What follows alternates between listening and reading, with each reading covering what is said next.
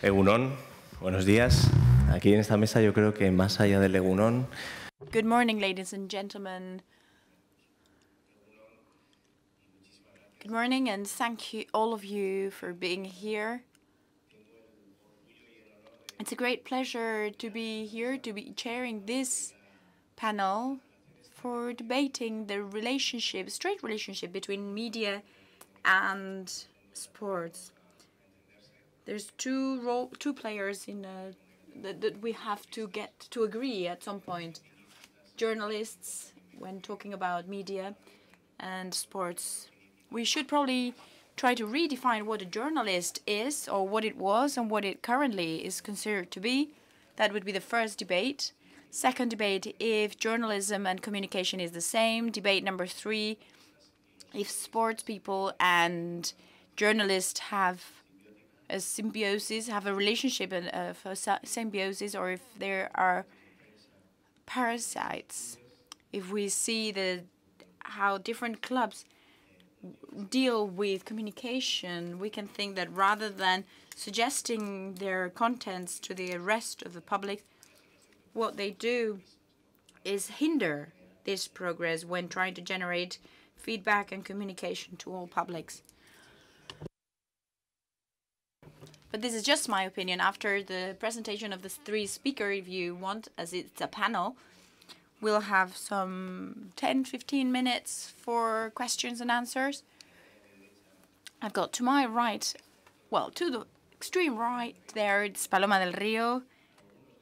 Many of you probably have seen her before. Many of you will have heard her voice before. It's a journalist that has reported much more Olympic Games. I've got great feeling with all the speakers. They all know they've got 10-15 minutes, maximum 15, well, 12.5 minutes actually, as we will always get over time. She's director for sports programming in television, in Spanish television, and she has found a gap to be here with us because now they're preparing. She will tell us about it. I think it has something to do. She's going to talk about the preparation of the next Olympic Games, the 2016 preparation of the Olympic Games. They started a long time ago preparing. In the center, we've got Justin Grace, expert in cycling from New Zealand, hired by the Federation of France, and one of the most relevant people in this entity. He's got great relevance for talking to us about direction, not only in the sports area, and about the fact of what it means to prepare a cycling group, preparation, motivation. And here to my side, Fermi de la Calle, 15 years in the in the journal, digital journal, and for the conversations that we often keep, and in which very often we talk about. He doesn't talk so much about journalism, but from communication. Maybe that's why we understand each other so well. Paloma, you will have the floor first. Thank you, in any case, to the 3 of you for coming here to talk to us. Paloma, the floor is yours. Good morning, everyone.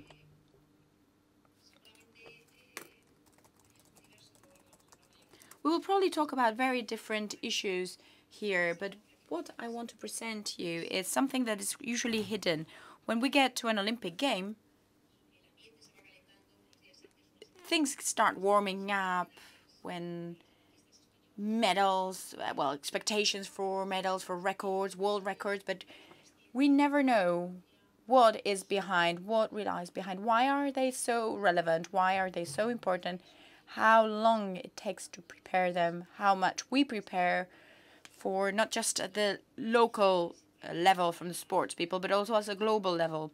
I'm here to explain to you what's this process. As Fermin mentioned, I've been in the television española, Spanish television, for years and years. I started in Seoul, and I do gymnastics and skating, ice skating, so I had sports and Olympic Games over and over.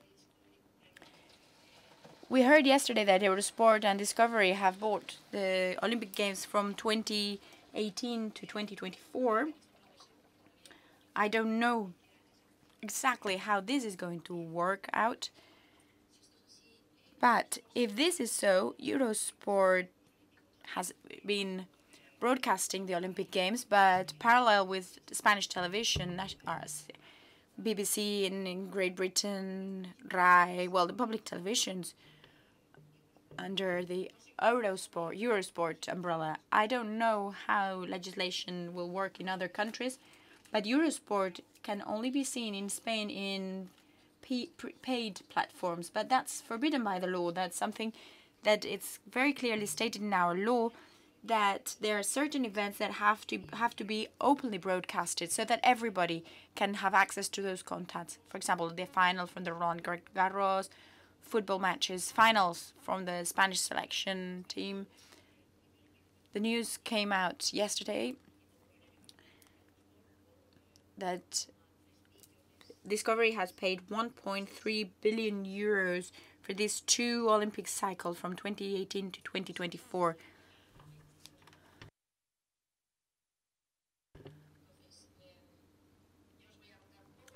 I will tell you very briefly how this develops and the importance and relevance of the Olympic Games and the great business that there's behind.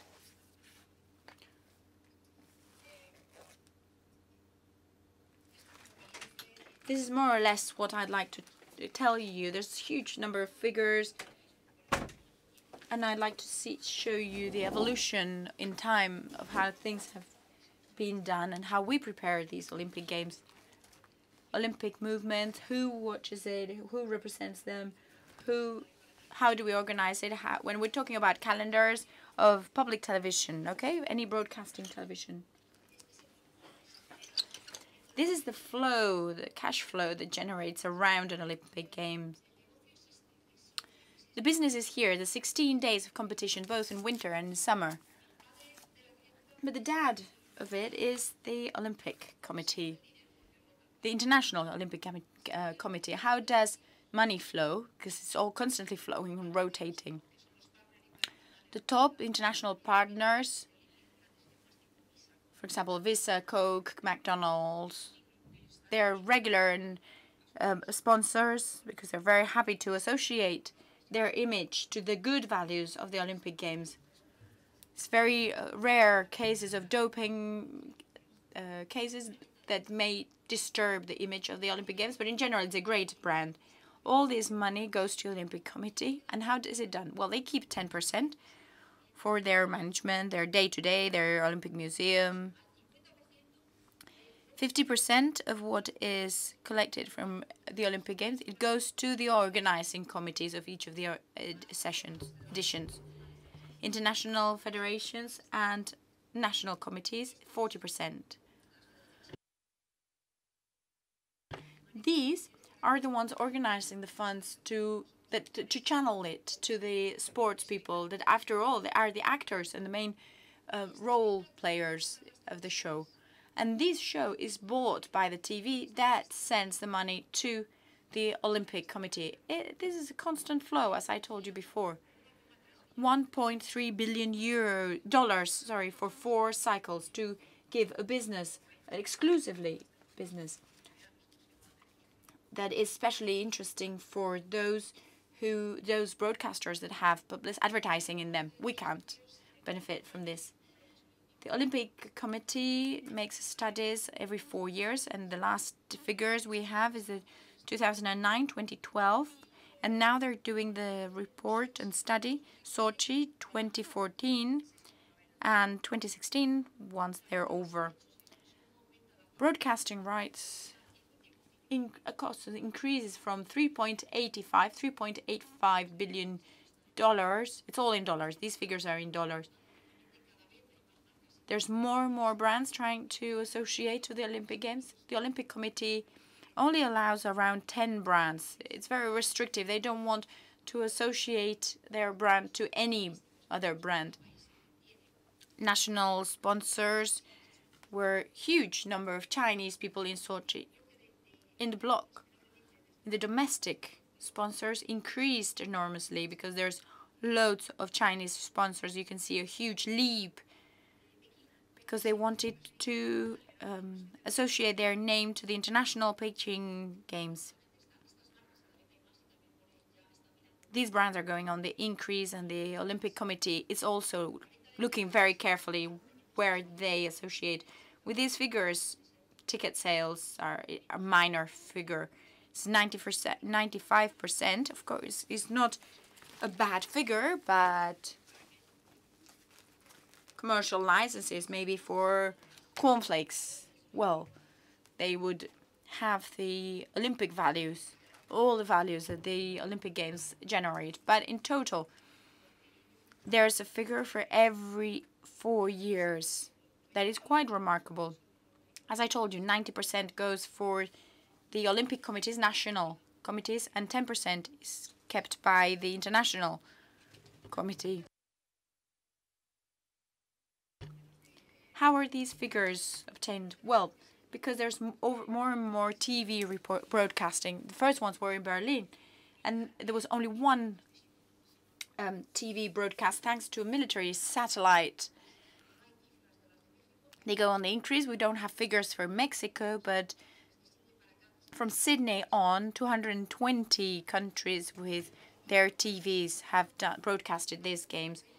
And the Winter Games, it doesn't matter whether they're countries without winter sports people. They also want to broadcast these games because they have a huge impact and value. Ticket sales, sale of rights, devolution, broadcasting rights, these are the basis for sustaining the committee. This alliance has turned into the main source of funding. In the Games of London, it's $2,569 million. Olympic Games are sold together, both summer and winter, as a pack. Otherwise, nobody would want to buy the Winter Games, apart from Switzerland, Sweden, Canada. So the committee makes people want to sell them as a pack, summer and winter. They sell them in groups of 2. Sochi and Rio is what we have recently bought. As you can see, the sale of the pack is the figure that we can see. For Sochi and Rio, Spanish television paid 70 million euros. And it could have been probably 50 for the summer games and 20 for the winter games. You can see the huge amounts, huge figures that we have. Backgrounds, if we go into blocks, it's very similar figures. Well, 1998 to 2000 in blocks, depending on the areas of the continent. Europe is just behind the States. That it's after the States the main broadcaster. In the States, NBC is the main support of the Olympic Games. United States and Canada is the CBC, and Europe is the second country after Eurovision event. In Middle East, and in Asia, Asia Vision, Japan, Korea, China are the ones selling those packs. And then there's other countries that are included in the European pack, such as Israel. Incomes from sales of tickets, it's a bit more in-depth evolution of the figures. You can see the figures of London. We had 8.5 million tickets sold, and 97% of those tickets were sold, which meant great figures for the committee. Winter, you can see, don't look at the figures, but at the percentages. But the Olympic Stadium was full. No matter what time it is, there's people there. This only happens in the Olympic Games. World Championships or any other big championship doesn't have such a great number of people. And why is this? Well, it's the business, it's the atmosphere that the Olympic Games produce. Merchandising is also a good source of incomes. The keyring, the towel, the scarf. We can't forget about this figure both in winter and summer games. And this is the acceptance that it has. This is a study made by the committee, the International Olympic Committee, at the end of the Olympic Games in London. They took the sampling during the period of the Olympic Games, so they really took people watching those games. Out of this group, except from Russia, the top 5 in Eurovision with a higher weight when decision taking, not only in sports but also in other events, are Great Britain, BBC, France, the ZDF, RAI, and Spanish television. Now Russia is also included here in this block because it's a very important country that's having more and more influence.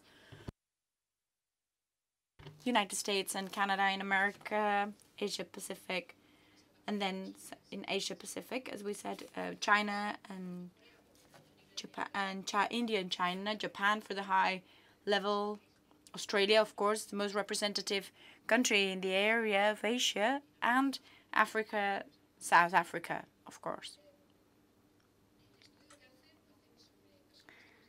They did this study with people over 20. And it's very interesting to see the results of the peaks in audiences, in watchers, television watchers, during the period of the games. Who watches these games? Well, more men than women. And age range would be between 30 and 39 years old.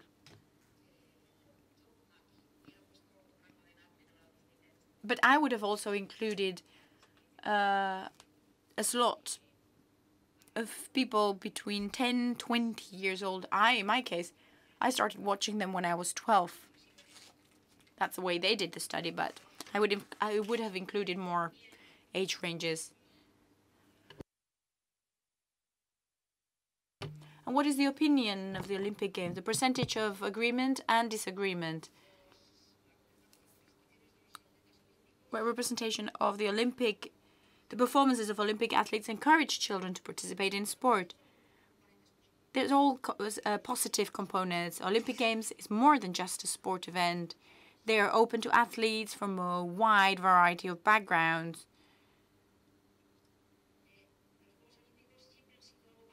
Olympic Games have always shown something for someone. They present good role models for children. They show sports that people wouldn't have seen before. How many sport people have discovered while watching TV?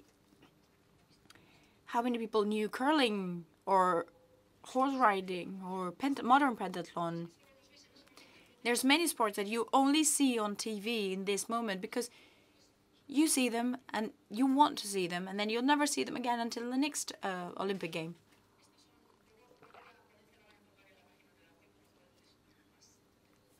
You can then, we will have this presentation available on the site, so you can read it more carefully.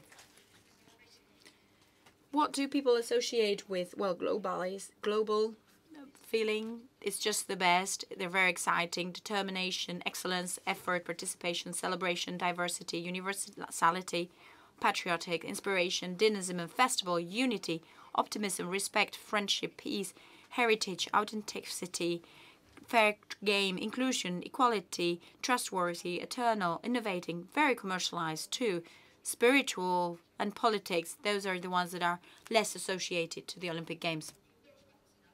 Perceptions of sponsors also, we will see that further on. Fermi will mention about it. What do sponsors see to support this cause? Well, Olympic Games usually contribute to leave a positive legacy in the host city. Sponsors provide vital support to help ensure the Olympic Games. This is what Olympic Games generate and produce as a 4-year event. It's interesting to see what people agree on and what people disagree about.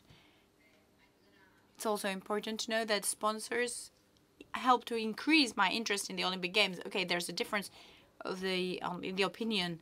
54% of the people agree on this statement. Who watch this? Well, those spectators that watch it all, 83%. Some people watch it occasionally, and within these 14%, 77% watch it once, twice per week, and 23% watch it out of the 16 days. They watch 1 or 2 days in total. And then from regular watchers, there's people who always watch. 59% of the people watch it every single day. There's real fanatics.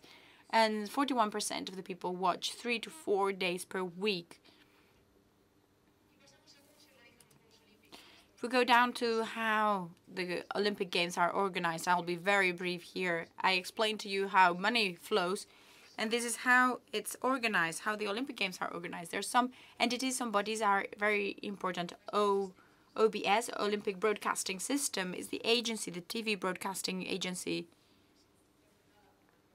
that was founded by Manolo Romero Canela, an ex-worker of the Spanish television that has been working in the area, very good friend of Samaranch. He coordinated and helped to organize. You can't really organize, not just the host country cannot organize this Olympic Games just in one country. There's 28 simultaneous world championships. So TV, for example, is done. Spanish television organizes three in the States. Canada organizes hockey. Gymnastics is organized by Japanese television. So it's not, televisions are not under Eurovision. Televisions organize and contract their broadcasting with OBS as the one organizing the final. The Olympic Committee, of course, is overlooking everything. It's controlling it all. And the organizing committees are also working together with the OBS. This has to be working very well. We're all here. The televisions are here. As you can see in this part, in this diagram, we can see the coordination and connections between different television. It's all centralized from the OBS. It has constant flow and coordination with the International Committee, and it also has constant flow with the national committees. In Brazil, for example, they presented a working plan and a virtual candidacy. They are changing the places to hold the event because they have no time to finish with all the works. And there's a constant communication between these three entities. At the same time, OBS gets information from the international federations, from the national committees, sponsors, and others, as I told you before. And all these send to the television, because depending on what OBS does, coordinating with the organizing committee, the TVs are going to broadcast one thing or another. This is the way that the signal and the coordination flows. The countdown starts 2 years before the Olympic Games. We're in the middle. We've already been working for a year in the Rio Olympic Games. In 2014, 2 years before, in August 2014, there was the first World Broadcasting meeting. That's where they give you all the documents. And they tell you how everything is planned, where the sites are going to be, the cameras, what type of cameras you can have. There's up to 30 different types of cameras, underground, Steadicams, etc. And in this first World Broadcasting meeting, they tell you the timings in which you have to take decisions. For example, 30th of August, 30th September last year, we had to say the number of square meters we wanted in the IBC, because every TV is going to have a space that you have to design. You design your own space in the space that you have requested.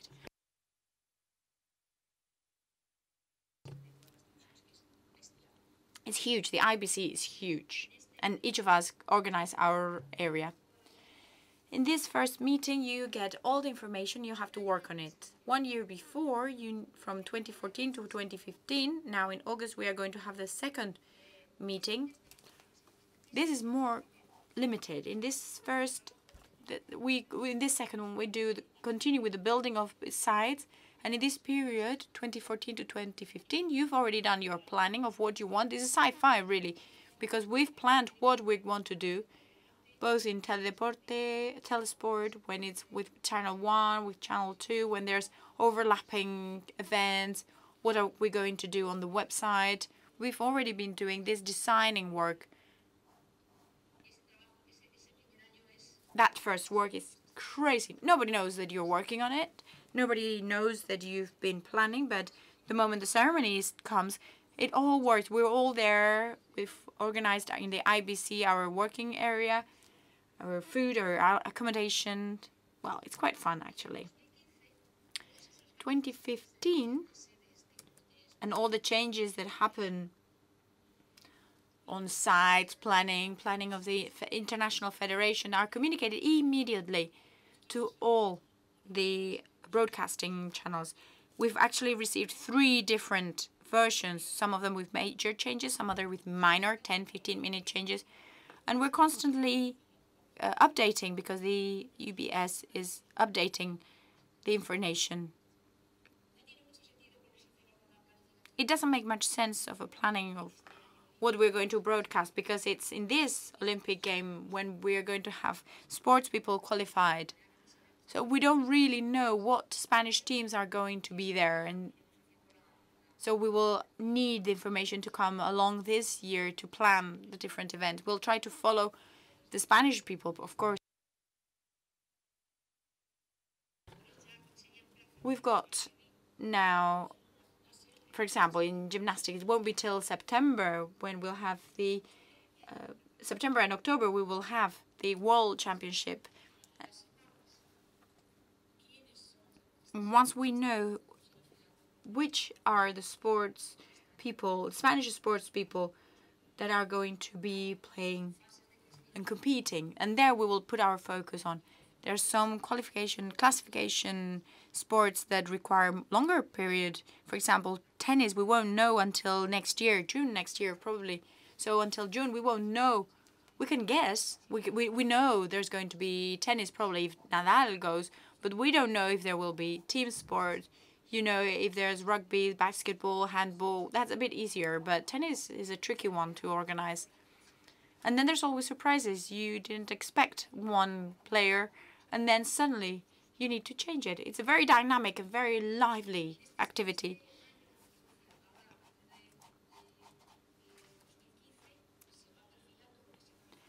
In 2015, we already know the space in the IBC. We continue working in the facilities. They start organizing. The Federation, International Federation, organizes the spaces. Their calendars and plannings are also organized. We start doing some tests from the installation, from the facilities, with different shows, with, for example, World Championship or World Cups, Europeans. But, well, it's not the case. But World Championships are used, high-profile competitions, to make sure that those facilities are appropriate. Televisions also continue organizing broadcasting. There's the beginning of certification and identification period. We already need to tell. We need 75. We can tell them we need 75 people identified for the event, and we start the period for requesting of documentation and information for the RHBs. At the beginning of 2016, we will start receiving the feedback from the Olympic Committee, giving us the information of what we need to broadcast. This information of how good sport is, the Olympic Games for kids, for adults. They do a great job, and we have to represent it. For example, they want to do an homage to Miguel Indurain. For example, we've got Miguel Indurain images, but we need to go to the International Committee to request for those images, pay for the rights, and bring me the letter that I can give you those images. I cannot give you any images or any videos. We could get a terrible fine. We simply can't do it. People can't understand. Come on, it's just give me a couple of figures, a bigger photos. Ooh, only 3 minutes left. We can use Olympic material. We can start broadcasting promotional campaigns. We start getting a daily, day-to-day work. And here what we can see is how the IBC, the 400 square meter IBC we had in Beijing, this is our working area. We have different offices, shooting areas, central control where all signals came into, and this was the videotech and the technical area. This is the chronogram of how we travel to Beijing. Olympic Games are in the red color, okay, at the top. First trip of the group started here, second technical team. They unload materials, second trip, technical, technicians, wood makers, assembling of IT, computing, they integrate little by little. I traveled more or less here. We organize everything, we assemble the shooting area, the outdoor set, everything is checked. We needed to be prepared even before the games started. We start building the mixed area, the news area. Competition starts here. Football competition starts a couple of days before opening ceremony.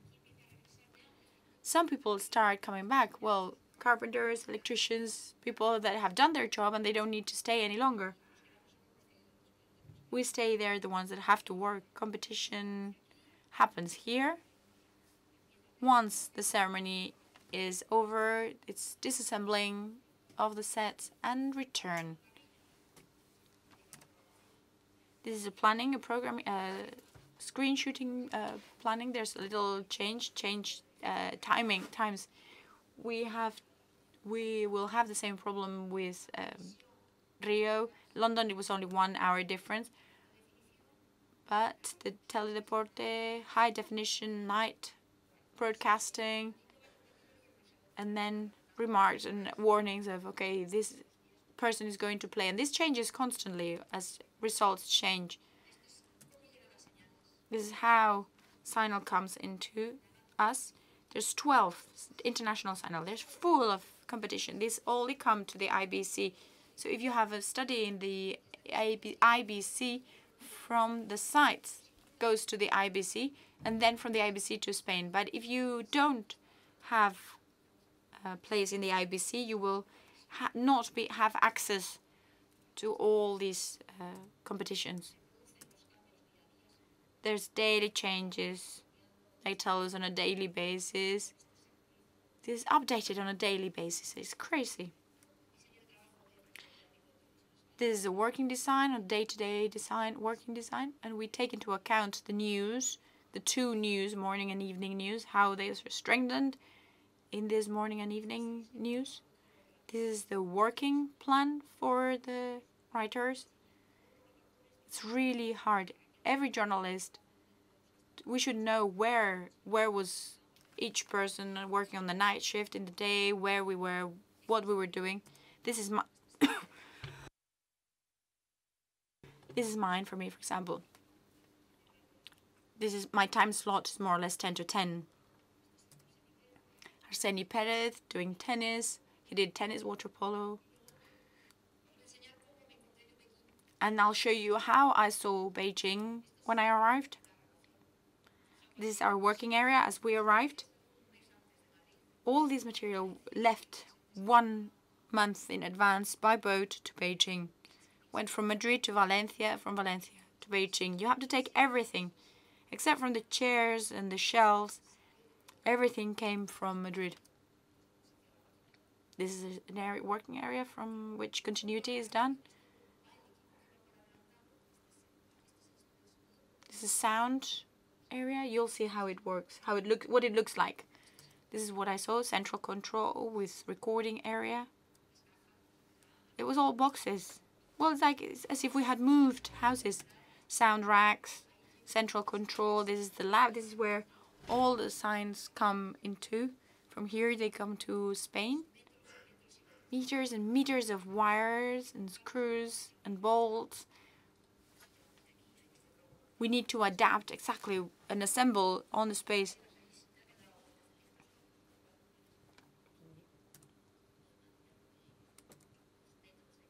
More wires, more meters of wires. These are the corridors of the IBC that while you're assembling, there's different TVs.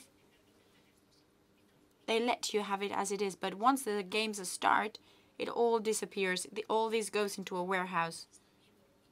You can see here how they're assembling engineers, electricians. More wires. They're cut down to 20, 30, 40 centimeters. This looks a bit better, doesn't it? It's a bit more organized.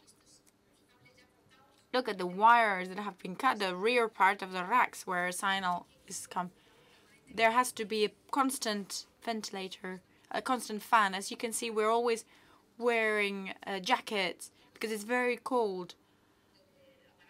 But all these tools working, everybody has lots of working machines, and we really needed to cool it down. Here we're all working. Some more images of meetings. Central control, you can see the screens. Everybody's ready. Things changed. This was the shooting area. Do you remember how sound control was before? Well, this is the sound study.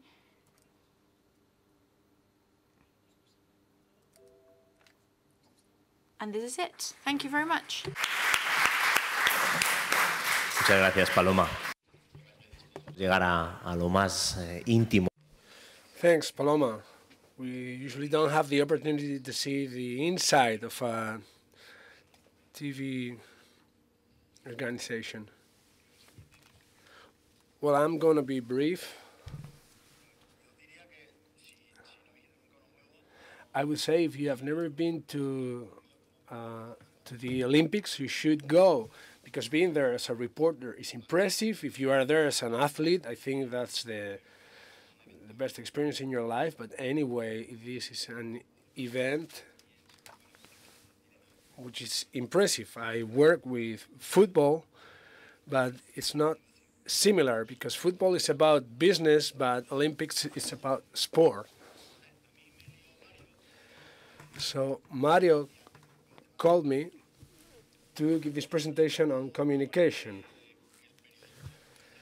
especially now that journalism and communication has changed a lot due to the appearance of the internet.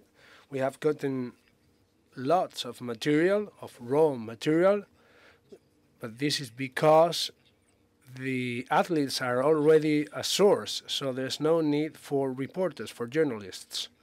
They have the social media, they can use them to communicate anything.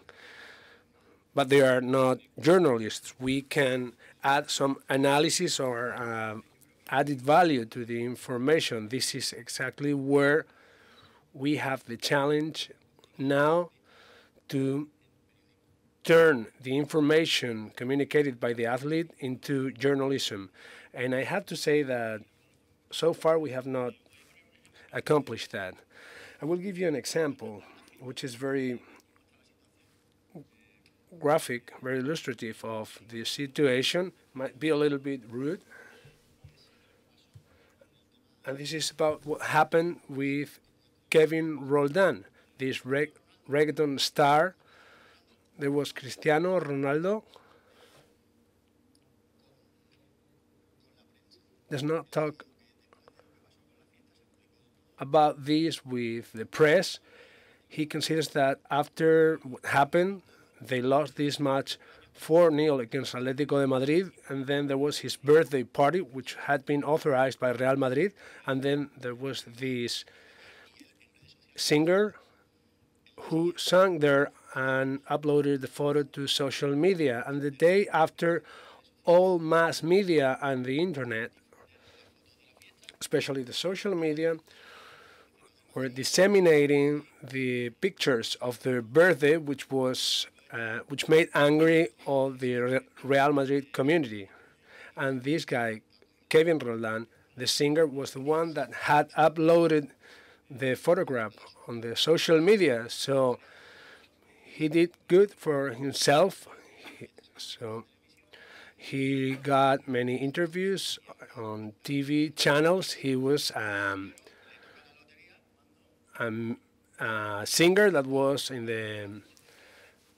not so famous, and then he became famous. But then Gerard Piqué, when they won the Champions League, he decided that Kevin Roldan should sell more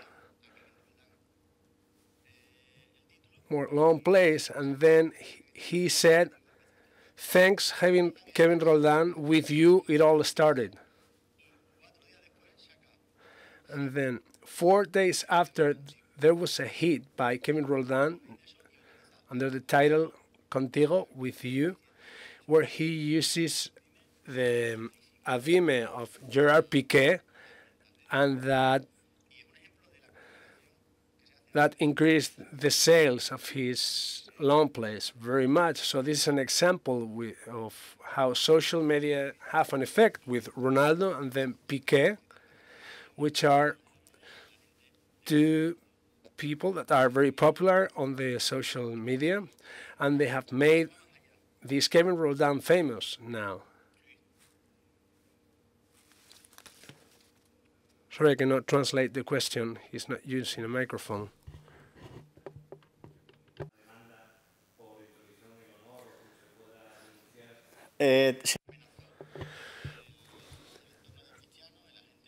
Well, there was a threat by the agent of Cristiano Ronaldo that they might take some action, but they haven't done anything.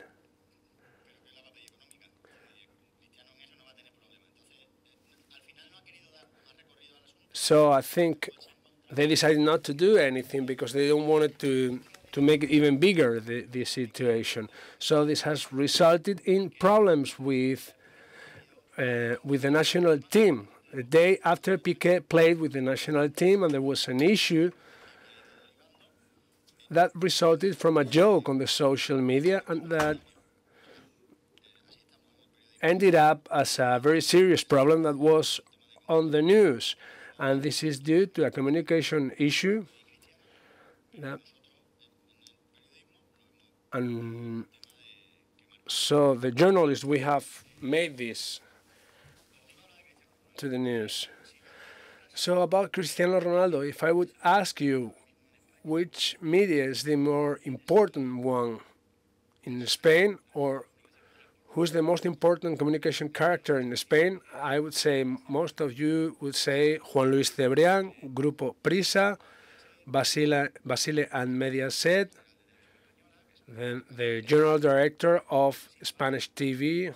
But if you go down to the figures, the most important communication medium in Spain is Cristiano Ronaldo, because in social networks he's got 150 million followers. So it is normal for him to say that when he wants to communicate something, he will do it himself in his networks.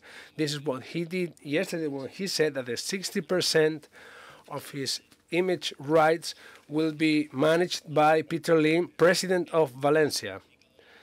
What was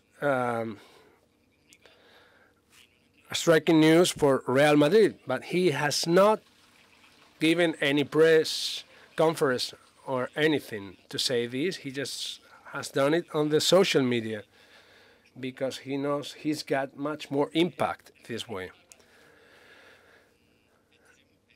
So Cristiano is an extreme case, is the athlete with more followers, with the most followers.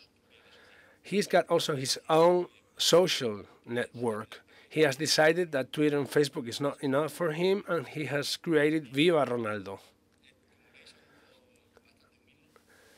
As you can see, these are humble people, football players.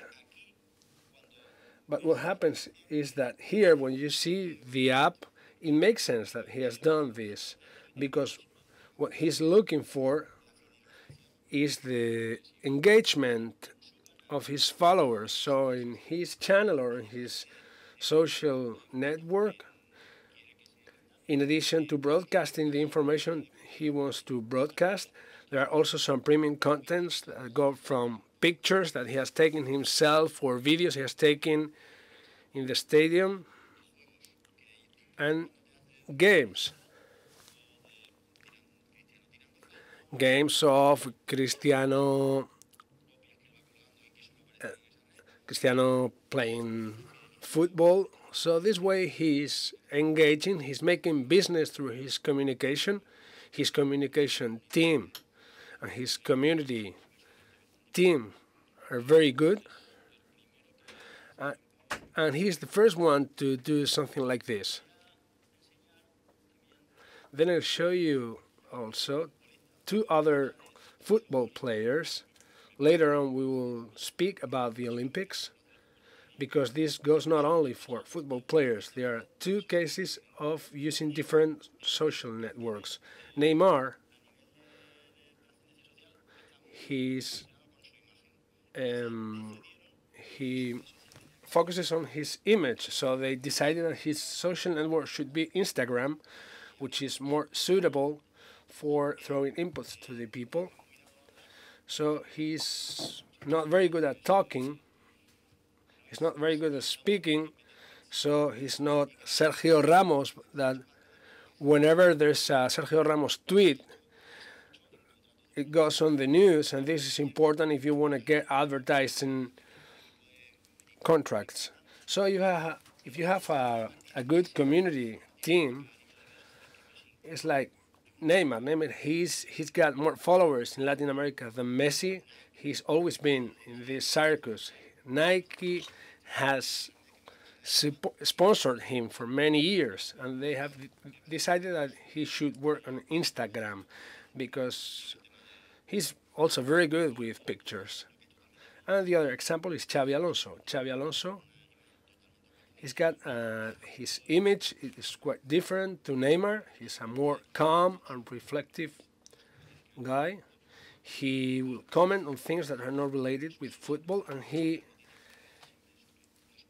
updates on his situation or on any news through Twitter. When he was hired by Bayern, he announced that on Twitter. So the question here is, to what extent does the club authorize that? Because if you have a contract with the club that includes your image rights, you should ask for permission to do this. If you have decided to finish your contract with Real Madrid, it should be Real Madrid announcing this. And so the athletes are innovating now, as there are no regulations yet on this, so they are doing whatever they want.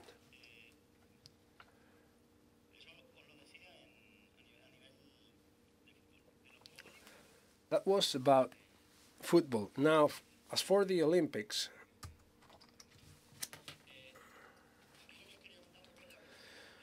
what I wanted to tell you about is the evolution. There's a key fact between the Games of London and the previous ones. In Beijing, there were as many tweets during all the Olympics as during the opening day in the London Olympics. So you can see what the evolution is. There was 3 million in Peking, and then in London 500 million, half billion. In London, 40% of the Twitters were produced by the journalists. By the 60% was managed by journalists that had no credentials for working at the Olympics, or were not paying communication rights there.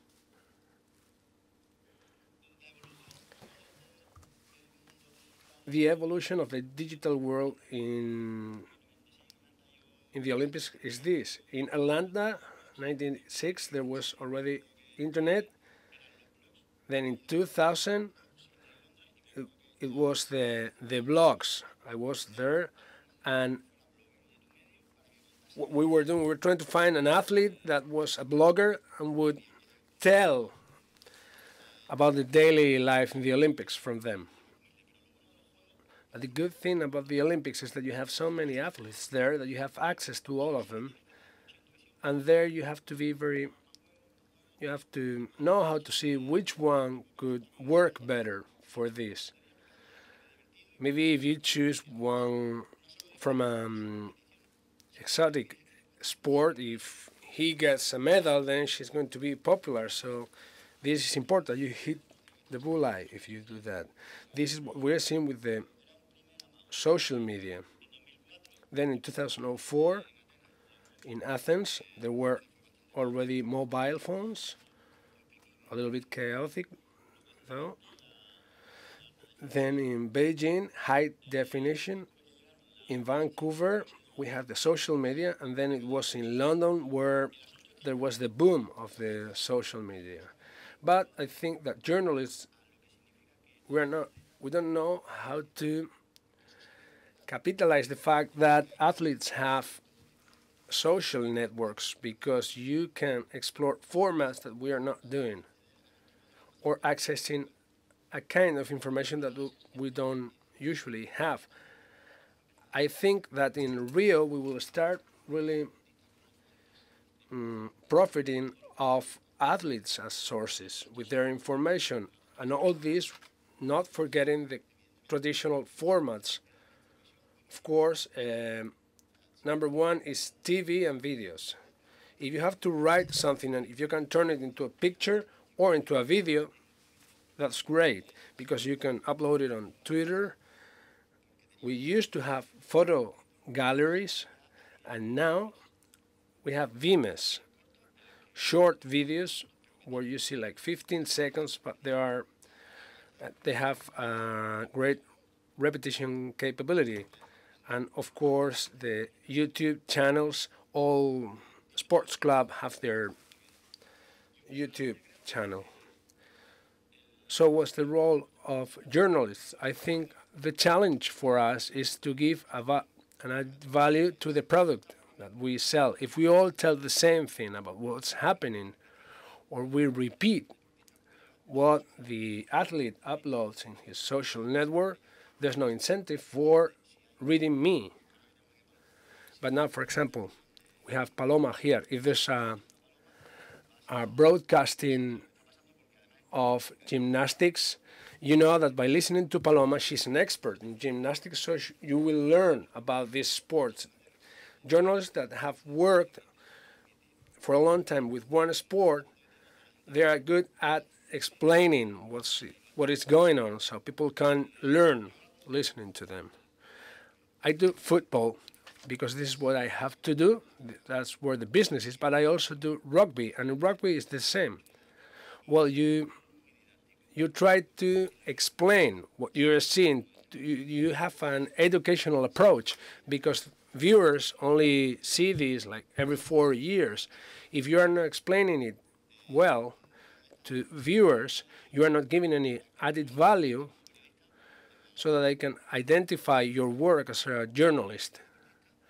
But athletes have arrived to this communication world, and they offer more appealing things.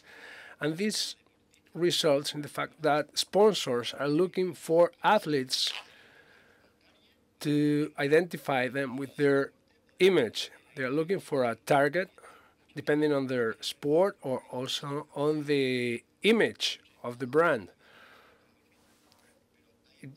It is not always related with one specific sport. There are brands that are looking for values like solidarity, effort, and then they look for them in more obscure athletes that have an impact on the social networks, and they are associated with certain values, and this is what is happening, and this is helping that minority sports are more visible now than before, because they are not very visible as they don't have as much money as football.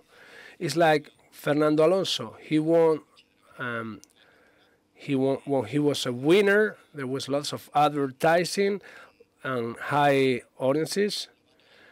But now he's not winning, and there are not so many people are following Formula One, and there's no so much advertising offers.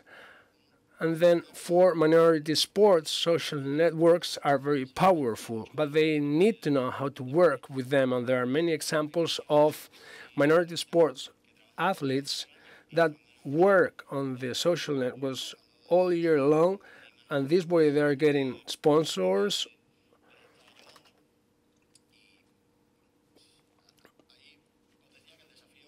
And what I say is that there is a challenge for athletes. Now, in London, these were the more commented. Usain Bolt at the final race of 200 meters. There were 8,000 tweets per second. That was the hotter competition in the London Olympics. Then Michael Phelps, and then Tom Daley.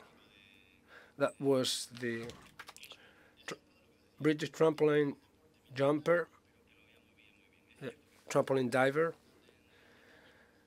who's popular in Great Britain, but he has been very good at working on the social networks. He works his social image. He takes part in solidarity events, so he's got a great impact on the networks. And then on the right you can see the sponsors, which is McDonald's, Coca-Cola, and Visa, that were the most commented one. This is not very profitable compared to the investment that they've made.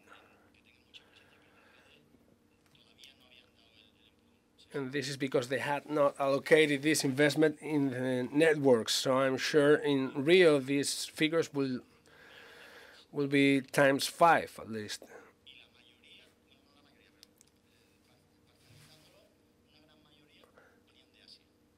Most of the tweets were from Asia. This is because there are, of course, this bigger population in Asia, but also over there social networks are very popular. So if you know how to attract the Asian audience, you will be more successful. This is what we are doing now in Spain. We're trying to find market niches outside Spain, and we can see examples like Prisa, who's moving to Latin America, Chile, and Colombia, because there's no language barrier there. This is a presentation, then later we can have some debate. Okay, we'll leave it there. Now it's time for Justin Grace.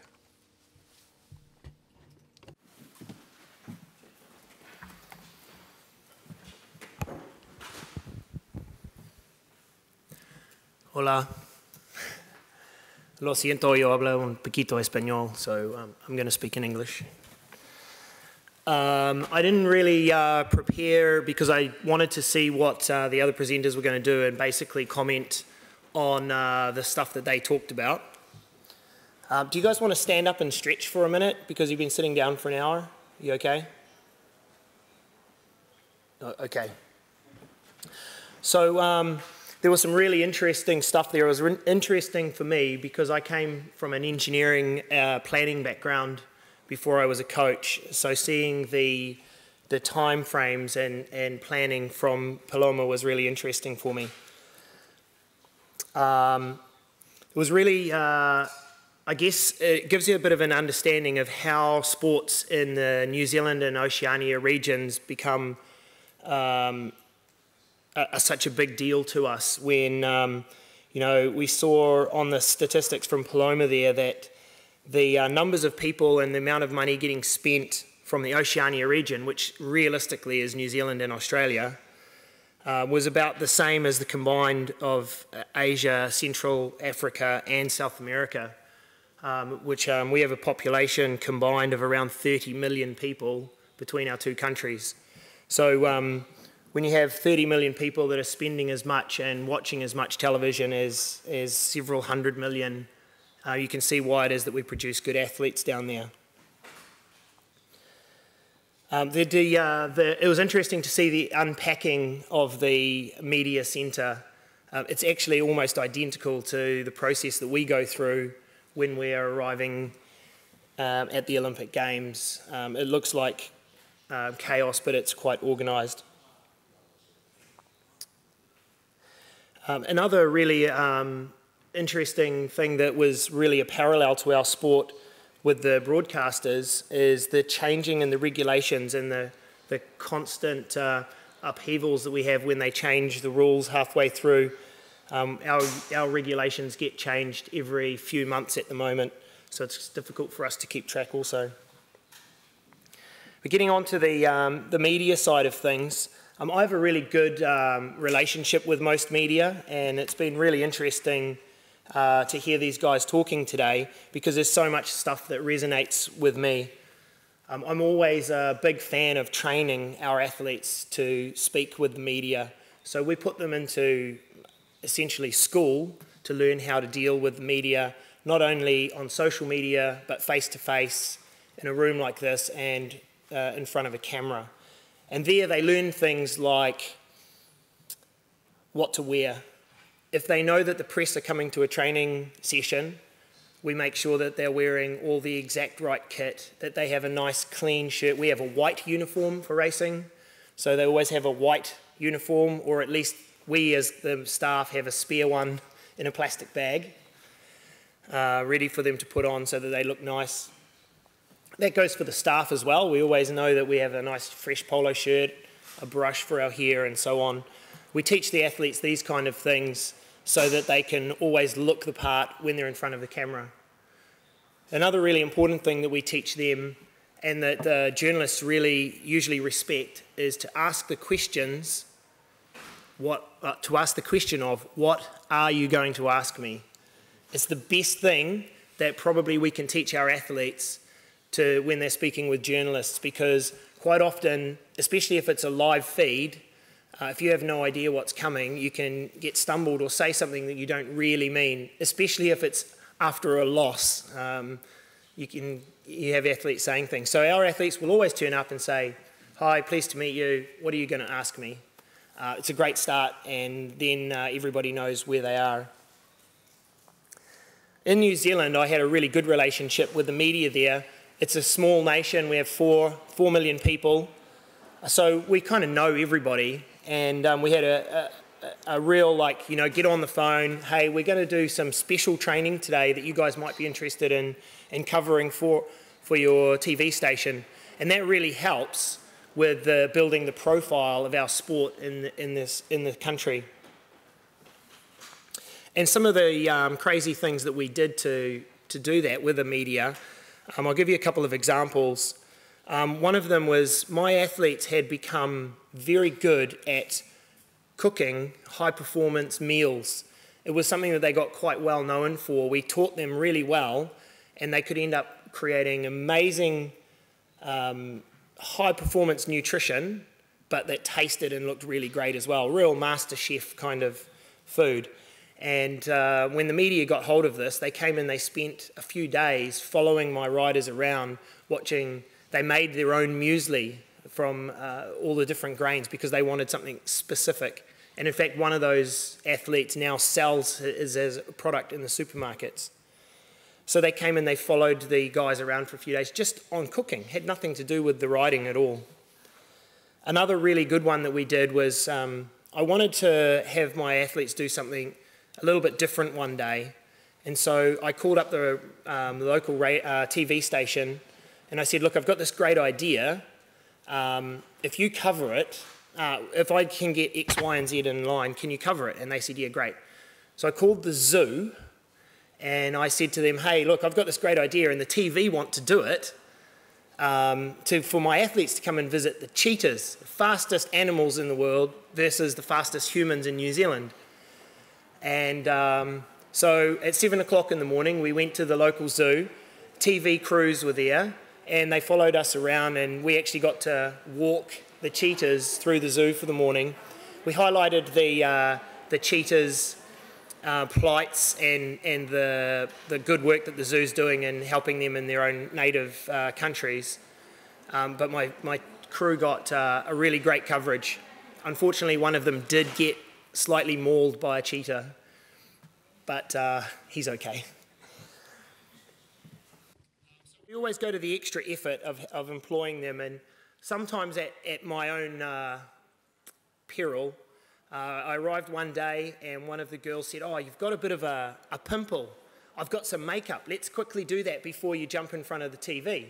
We were trackside, and so she jumped in and she put a little bit of makeup on my face, and unbeknownst to me, the camera guy was filming this. And when it came to doing a little wrap-up at the end of, like the yearly wrap-up of the sports, at the end of each year the TV do like a 15-minute sort of montage of what happened in the world of sports. And unfortunately, me getting my makeup put on me got put into the montage, which was a little embarrassing for me at the time. Now, I guess when we deal with the media around the Olympics, it starts for us about the same as Paloma mentioned, 2 years before. Usually we have 3 years of pretty good, manageable media relations. But around about now, or just over a year out from the Olympic Games, things start to become a little bit more feverish. The speed of things happens. We wanted more for media, and so we have to start managing, because it's also the time when we need to be focusing more on our athletes in their training and their recovery. So a really great example is just as we were walking in, I got a phone call that one of my athletes, he's a 3 times Olympic gold medalist, is needed next Tuesday for a launch of a new sponsor for our federation. The problem with that is it's also one of the most key days of training for him for next week. So now I have to weigh up a multi-million-dollar contract for our federation versus the fact that this is something that's really important to this athlete to be able to go and win his 4th Olympic gold medal in Rio next year. So managing those expectations of the federation and the media and me as the coach are actually quite difficult things to juggle. And the reality of it means that next week his training will probably be compromised. Now that means that over the next little while, he's going to have to be stood down from any media duties, because if I compromised him every week or every month, then we lose out on important training in training time. Luckily, I've got a squad of about 16 riders, of whom probably 5 will get to go to the Olympics, so I can share that around a little. So from about 10 months out, the Olympic media thing goes pretty crazy. We know who's going to be in the team, and things start to get a bit nuts. We really have to start protecting the riders from the media, but at the same time keeping them in front of the media, because we want everybody watching and we want them getting better sponsors. So it's really a juggling act between what's best for training and what's best for the overall picture of the team. At the actual Olympic Games, the media village and the plans that we saw there before, it's quite a daunting place to walk into. It's multi-story, and every TV channel that's there represented has a building like that. And when you walk in there, you're seeing, presenters and athletes from all over the world. One of the funniest things that I remember doing after the last Olympic Games was that we had to do, because of the time zones, we had to do, I think, 6 o'clock in the morning interviews after one of my riders had won a medal. So he'd been out all night celebrating his victory, or his medal, and then we had to get him up at 5 o'clock, get him into makeup. But when we actually did the interviews, there was a couple of different shows from the host broadcaster that all wanted him. Some were being recorded and some were going live. And there was these little tents that were sitting on the top of what was a car park, and it had been built into like little TV studios. And we literally walked from one tent did an interview, to the next tent, did an interview, and to the next tent. It was not really what the perception is when you see them on TV. It looks like you're sitting in a nice, cosy studio. It's not always the case, is it?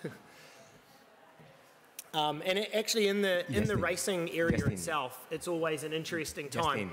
Justin, 1 minute. 1 minute. Okay, sorry. Okay, thank you.